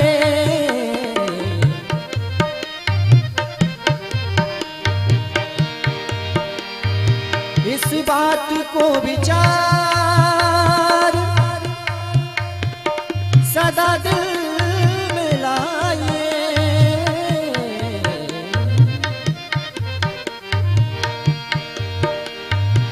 इस बात को विचार सदा दिल में लाइए, तू देख जुदा करके जैसे, तू देख जुदा करके जैसे छाया धूप है, गाफिल तू जाग देख तेरा क्या स्वरूप है, किस वास्ते पड़ा जन्म, किस वास्ते पड़ा जन्म मरण के कूप है, गाफिल तू जाग देख तेरा क्या स्वरूप है, गाफिल तू जाग देख तेरा क्या स्वरूप है, गाफिल तू जाग देख तेरा।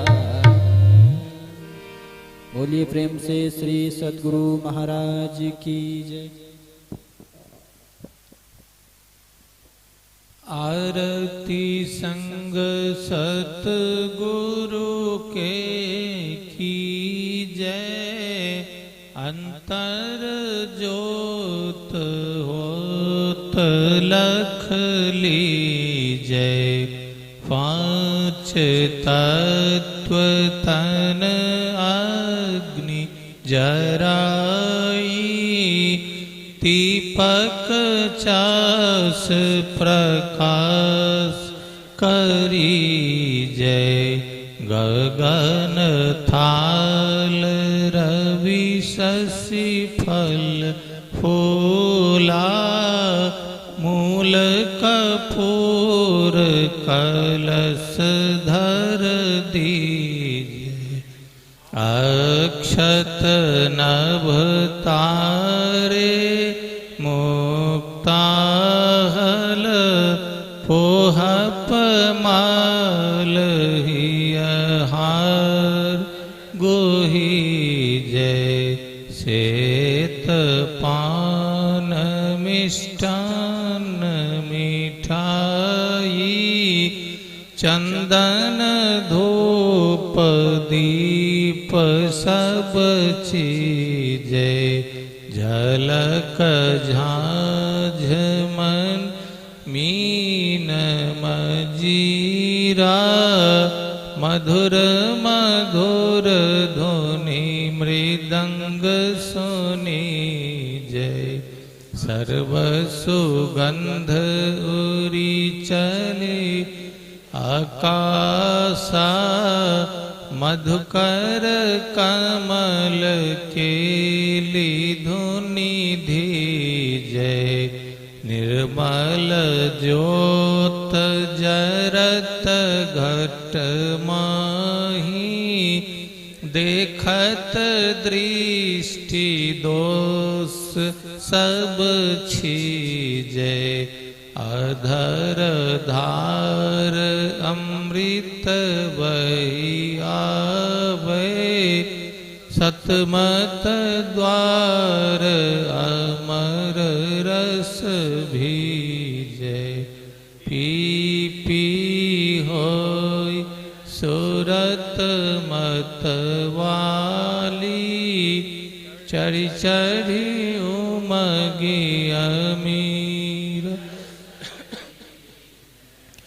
कोट भान छवि तेज उजाली, अलख पार लखी लाग लगी जय।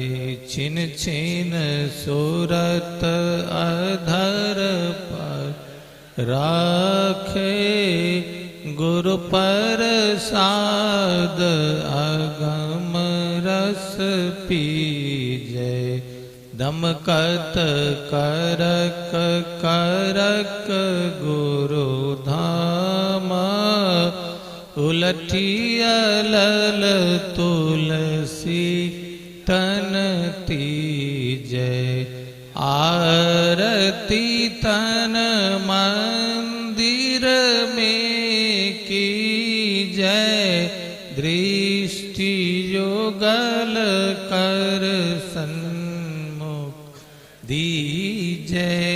चमके बिंदु सूक्ष्म अति उज्ज्वल, ब्रह्म ज्योति अनुपम लख लीजय।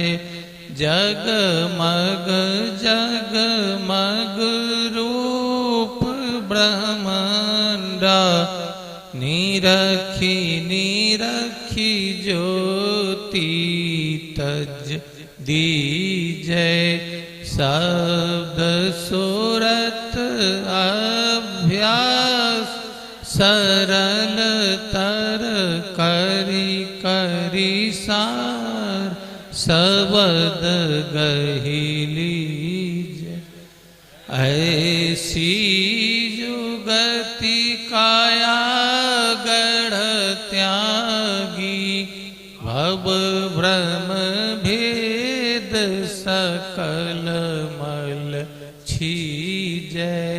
भव खंडन आरती निर्मल, करी में ही अमृत रस पीजय।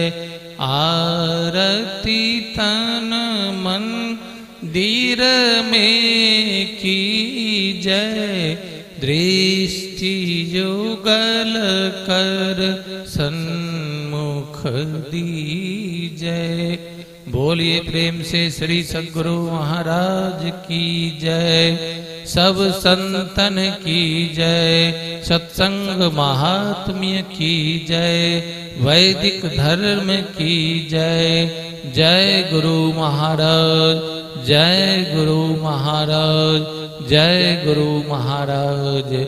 श्री सद्गुरु महाराज की जय।